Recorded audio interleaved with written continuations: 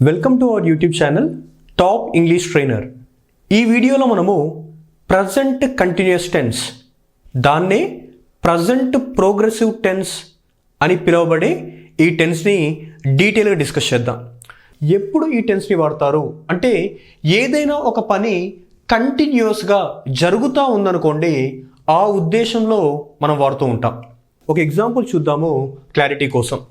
For example నేనేమన్నానంటే, I am going to school now అన్నాను.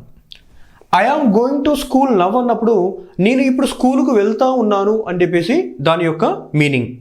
అంటే ఇప్పుడు పని జరుగుతూ ఉంది, అందుకే మనము ప్రజెంట్ కంటిన్యూస్ టెన్స్లో వాడుతూ ఉన్నాము. సో దీనికి ఒకసారి స్ట్రక్చర్ చూద్దాం. స్ట్రక్చర్ ఎలా రాస్తాము అంటే, జనరల్గా subject plus am is are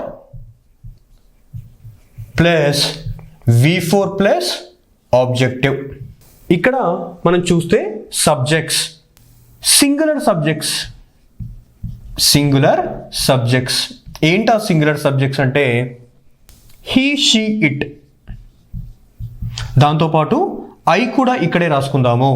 okay, he, she, it వచ్చినప్పుడు జనరల్గా he is, she is, it is అని రాస్తాం. ఐ అనేది మనకు ప్రజెంట్ కంటిన్యూస్ టెన్స్లో సింగులర్తో వెళ్తుందా ప్లూరల్తో వెళ్తుందా అంటే, సింగులర్తో వెళ్ళదు, ప్లూరల్తో వెళ్ళదు. సింపుల్గా ఐ యామ్ అని చెప్పేసి ఒక స్పెసిఫిక్ ఆక్సిలరీ వర్బ్ ఉంటుంది. ఎక్కడ?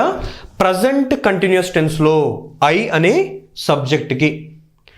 ఇప్పుడు మనము ప్లూరల్ సబ్జెక్ట్స్ చూద్దాం. ఏంటి ప్లూరల్ సబ్జెక్ట్స్? ప్లూరల్ సబ్జెక్ట్స్ మనం చూస్తే జనరల్గా వి, యూ, దే. ఫర్ ఎగ్జాంపుల్ ఇక్కడ డాగ్స్, క్యాట్స్, మార్కర్స్, ఏదైనా ఒక పేరు రాయండి, ఆ పేరుకు ఎస్ రాయండి, అది ప్లూరల్ సబ్జెక్ట్ అవుతుంది. ఇక్కడ ఏదైనా ఒక పేరు రాయండి. ఫర్ ఎగ్జాంపుల్ ఇక్కడ రాము అన్నారు, సీత, డాగ్. ఈ విధంగా ఏదైనా ఒక పేరు రాస్తే అది సింగులర్ సబ్జెక్ట్, ఆ పేరుకు ఎస్ యాడ్ చేస్తే ప్లూరల్ సబ్జెక్ట్ అవుతుంది. అయితే ఇప్పుడు ప్లూరల్ సబ్జెక్ట్స్ వచ్చినప్పుడు సింపుల్ ప్రజెంట్ కంటిన్యూస్ టెన్స్లో మనము auxiliary verb or helping verb ఏం రాస్తామంటే ఆర్ రాస్తాము. We are, you are, they are అని చెప్పేసి. అయితే కొన్ని ఎగ్జాంపుల్స్ చూద్దాం. For example he is playing cricket. Okay, he is playing cricket. For example she is enjoying the party now. or at the moment అందాం. Now అన్నా at the moment, ఏదైనా కానీ clue వర్డ్సే. అసలు ఏంటి అవి మనము ఇంకా డీటెయిల్గా డిస్కస్ చేస్తూ ముందుకెళ్దాం. అయితే she is enjoying the party at the moment. He is playing cricket now. ఇక్కడ now, at the moment underline చేసుకుందాం. మనం మళ్ళీ డిస్కస్ చేద్దాం ఏంటవి, ఎందుకు అండర్లైన్ చేసాం అనేది. సో ఇప్పుడు he is playing cricket now, playing ING, enjoying ING. ఎందుకు ఐఎన్జి రాసాం అక్కడ అని అంటే, మనకు వర్బ్ ఫామ్ గురించి ఐడియా ఉండాలి. Play, played, played, playing, place. Okay, so దీన్ని మనము V1 అంటాము, ఫస్ట్ ఫార్మ్ ఆఫ్ వర్బ్. ఇది V2 second form of verb, V3 third form of verb, V4 fourth form, and V5 వచ్చేసి ఫిఫ్త్ ఫార్మ్. అయితే ఇక్కడ మనం ఏమనుకున్నాము, V4 రాయాలనుకున్నాం. సో కాబట్టి V4 రాయాలి. V4 ఏంటి ఇక్కడ? ప్లేయింగ్. సో ప్లేయింగ్ రాసాం.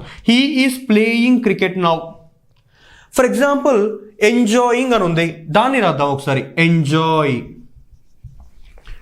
ఎంజాయిడ్, ఎంజాయిడ్, ఎంజాయింగ్, దాంతోపాటు ఎంజాయ్స్ అని చెప్పేసి. సో ఇక్కడ ఫైనల్గా V4 రాయమన్నారు రూల్ ప్రకారము, ఈ స్ట్రక్చర్ ప్రకారం. కాబట్టి she is enjoying the party at the moment అని చెప్పేసి రాసాం. Enjoying V4, playing V4. Now ఆర్తో ఒక ఎగ్జాంపుల్ చూద్దాం. We are planning for a excursion అన్నాను. We are planning for a excursion. ఇక్కడ ప్లానింగ్ అని వచ్చింది. ప్లానింగ్ అనేది V4. సో ఈ విధంగా మనం ఎన్ని ఎగ్జాంపుల్స్ అయినా రాసుకుంటూ ముందుకెళ్ళొచ్చు. ఏంటి అంటే ప్రజెంట్ కంటిన్యూస్ టెన్స్లో. అంటే ప్రజెంట్ కంటిన్యూస్ టెన్స్ అనగానే ఫస్ట్ అండ్ ఫార్మోస్ట్ మనకు గుర్తు రావాల్సింది ఏంటి? ఆ పని జరుగుతూ ఉంటుంది, అప్పుడు దాన్ని ప్రజెంట్ కంటిన్యూస్ టెన్స్ అంటున్నాం. For example, she is enjoying the party at the moment అన్నాను. అంటే ఒక లేడీ తను పార్టీని ఎంజాయ్ చేస్తూ ఉంది. ఎప్పుడు అని అంటే అప్పుడే, అప్పుడు చేస్తానే ఉంది ఎంజాయ్మెంట్. ఓకే, సో దా ఉద్దేశంలో మనం ప్రజెంట్ కంటిన్యూస్ టెన్స్ని వాడతాం. ఇక్కడ ఈ సెంటెన్స్ చూడండి, we are planning for a excursion. We are planning, ఎప్పుడు ప్లాన్ చేస్తూ ఉన్నారు? ఇప్పుడు, నౌ. ఆ ఉద్దేశంలో మనం వాడే టెన్సే ఈ present continuous tense or present progressive tense. అయితే ఈ మధ్య కాలంలో మేజర్గా ప్రజెంట్ కంటిన్యూస్ టెన్స్ అని చెప్పేసి క్వశ్చన్స్ రావట్లేదు, గుర్తుపెట్టుకోవాలి. ప్రజెంట్ ప్రోగ్రెసివ్ టెన్స్ అంటున్నారు ప్రతి ఒక్కరు.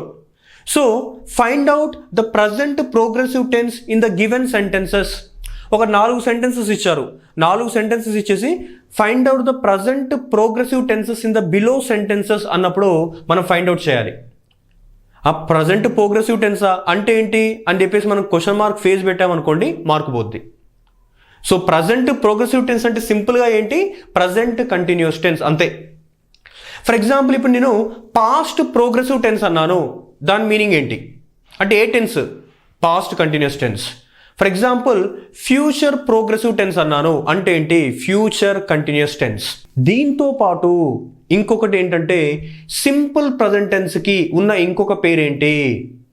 Present indefinite tense. Simple past టెన్స్కి ఉన్న ఇంకొక పేరేంటి? Past indefinite tense. Simple future టెన్స్కి ఉన్న ఇంకొక పేరేంటి అంటే ఫ్యూచర్ ఇండెఫినెట్ టెన్స్. ఈ 6 గుర్తుపెట్టుకోవాలి. ఈ మధ్యకాలంలో వచ్చిన ఎగ్జామ్స్లో ఈ విధంగానే అడుగుతున్నారు క్వశ్చన్స్. మనకి ఎగ్జామినేషన్ పాయింట్ ఆఫ్ వ్యూలో ప్రజెంట్ కంటిన్యూస్ టెన్స్ ఎగ్జామ్లో వస్తే ఎలా ఆన్సర్ చేయాలి అంటే దానికి కొన్ని క్లూ వర్డ్స్ ఆర్ కీవర్డ్స్ ఉంటాయి. వాటిని మనం బై హార్ట్ చేసుకోవాలి. సో బై హార్ట్ చేసి అప్పుడు క్వశ్చన్కి కనుక మనము దాన్ని ఇంప్లిమెంట్ చేయడం స్టార్ట్ చేస్తే మనం ఆన్సర్ సింపుల్గా ఫైండ్ అవుట్ చేయొచ్చు. అది ఎలాగో ఇప్పుడు చూద్దాం. క్లూ వర్డ్స్ ఆర్ కీవర్డ్స్ ఏంటి అంటే now, at present, at this moment, look, see, here, listen, don't disturb, keep quiet, silence. ఇవన్నీ కూడా ప్రజెంట్ కంటిన్యూస్ టెన్స్ యొక్క క్లూ వర్డ్స్. అవి ఎలా యూస్ చేస్తామో కొన్ని ఎగ్జాంపుల్స్ చూద్దాం. ఫస్ట్ ఎగ్జాంపుల్ చూడండి, my father dash food at this moment. ఇక్కడ 4 ఆప్షన్స్ ఇచ్చారు. Is eating, are eating, was eating, eating అని చెప్పేసి. ఈ 4 ఆప్షన్స్లో రైట్ ఆన్సర్ ఏంటి? My father. So my father ఎంతమంది ఉన్నారు? ఒకే ఒక వ్యక్తి ఉన్నారు. సో మై ఫాదర్ అంటే he, she, it. He, father అంటే హీ. హీ, షీ, ఇట్ వచ్చినప్పుడు జనరల్గా ఏం రాయాలనుకున్నాం మనము? ప్రజెంట్ కంటిన్యూస్ టెన్స్లో ఈజ్ రాయాలనుకున్నాము, అవును కదా. So my father dash food at this moment. అయితే అట్ దిస్ మూమెంట్ అనేది చూడండి, ఇది క్లూ వర్డ్. ఈ క్లూ వర్డ్ కనుక మనకు ఒక సెంటెన్స్లో వచ్చింది అని అంటే బ్లైండ్గా అది ప్రజెంట్ కంటిన్యూస్ టెన్స్లో ఉంది అని మనం అర్థం చేసుకోవాలి.